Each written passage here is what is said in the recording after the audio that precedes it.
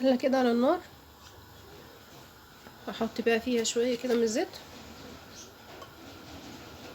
احمر فيها الشعريه وبعدين العدس. وطبعا العدس يا جماعه تنقعوه من قبلها بساعه، العدس اللي هو الجبه.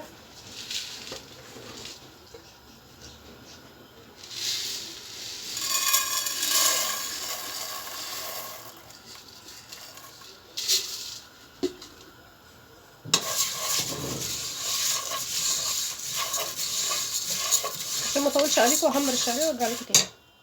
الشعريه يا بنات بعد ما احمرت معايا، بسم الله الرحمن الرحيم كده، انا العدس بتاعي ده مغسول ومنقوع متصفي، يعني على قد ما قدرت صفيته.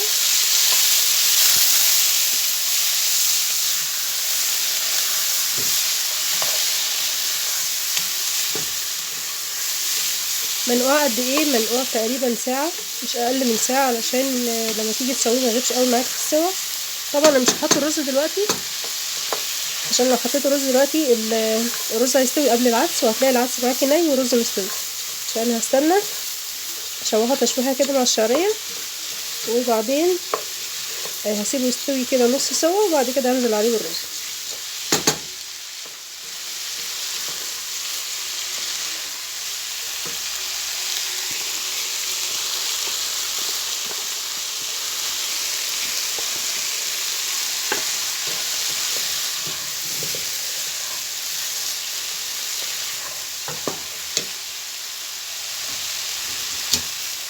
يا جماعه الميه بسم الله الرحمن الرحيم ميه سخنه.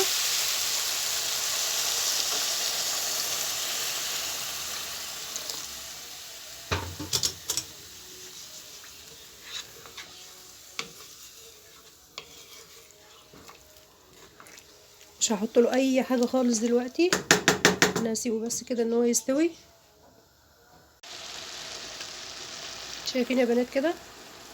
وبعد كده ما ايه شرب الميه اللي انا حطيتها له، شايفين؟ يعني هو بقى ايه مستوي شويه او نص سوا تقريبا اهو. هنزل عليه كده بشويه مكرونه، لان انا عندي مكرونه اصلا سلقاها من قبل كده اهو، كسرها كده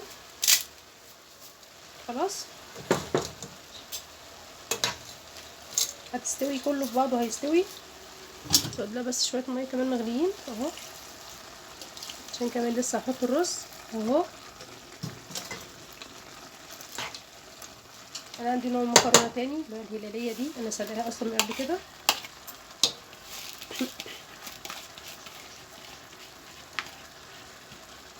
بس كده احط بقى البهارات بتاعته، ملح وشويه كده من الماجي وشويه فلفل اسود وشويه كمون وخلاص. خد له بس ميه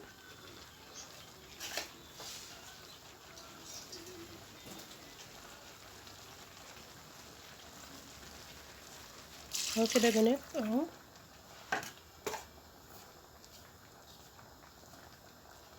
احط ملح على الكشري بعد ما خلص. شايفه الجمال؟ شايفه مفرفر ازاي كله في بعضه؟ شايفه الجمال؟ بسم الله ما شاء الله. شايفه؟ تعالي بقى نشوفه لما نيجي نغرفه هيبقى عامل ازاي.